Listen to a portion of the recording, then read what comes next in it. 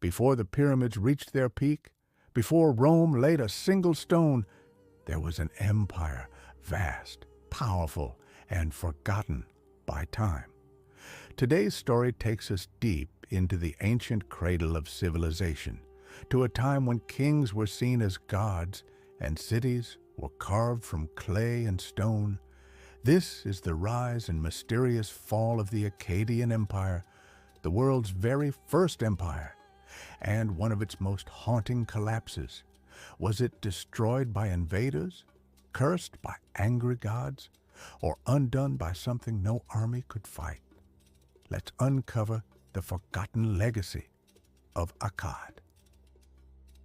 Over 4,000 years ago, long before Rome, Greece, or even Egypt's golden age, there was an empire that changed everything: Akkad. Founded by Sargon the Great around 2334 BCE, the Akkadian Empire was the first political entity to unite diverse cities, cultures, and languages under one ruler. From the Persian Gulf in the south to the Mediterranean Sea in the north, Sargon carved out the largest empire the world had ever seen. Sargon wasn't born royal. Legend says he was abandoned as an infant and raised by a gardener, but he rose through the ranks, eventually becoming the king of Kish, and then conquering all of Sumer. His ambition didn't stop there. He launched military campaigns far beyond the Mesopotamian plains, building an empire through strength, diplomacy, and ruthless strategy.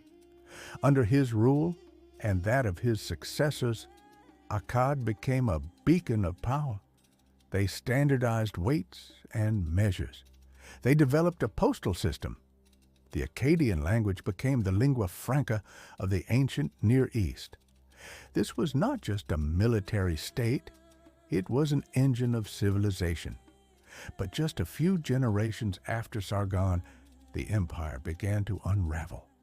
By the time of Naram-Sin, Sargon's grandson, the signs were clear. Though a powerful ruler, Naram-Sin declared himself a god, angering the priesthood. His reign was marked by both greatness and ominous decline. Eventually, he too vanished into legend. Then the records fall silent. For centuries, archaeologists wondered what happened. The ancient Sumerians believed it was the wrath of the gods.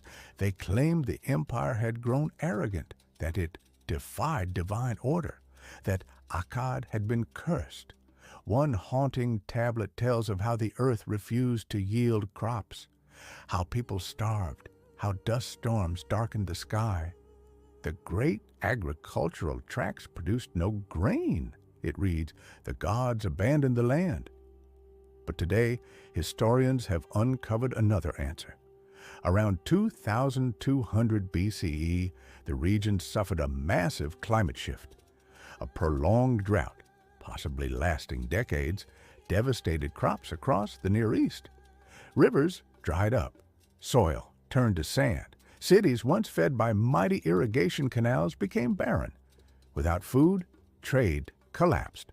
Famine ignited rebellion. City-states that once paid tribute to Akkad rose up. The empire, already strained, cracked under the weight of desperation. And just as the empire fell inward, enemies struck from without. The Gutians, tribal raiders from the Zagros Mountains, took advantage of the chaos. With no central army to resist them, they swept into Mesopotamia, pillaging cities and toppling Akkadian control. Within a few years, the empire was gone. Its heart, the city of Akkad, was lost to time. Despite decades of searching, archaeologists have never found it. Its exact location remains a mystery, buried beneath the dust of ages. The Akkadian Empire was the first to teach the world what empire could look like. But it also taught us something else, that no matter how mighty, no matter how advanced, even the greatest civilizations can fall, brought low not just by swords or spears, but by the silent, unrelenting forces of nature. and the choices of men. And so the first empire fell, not with a bang, but with a whisper, carried by the wind.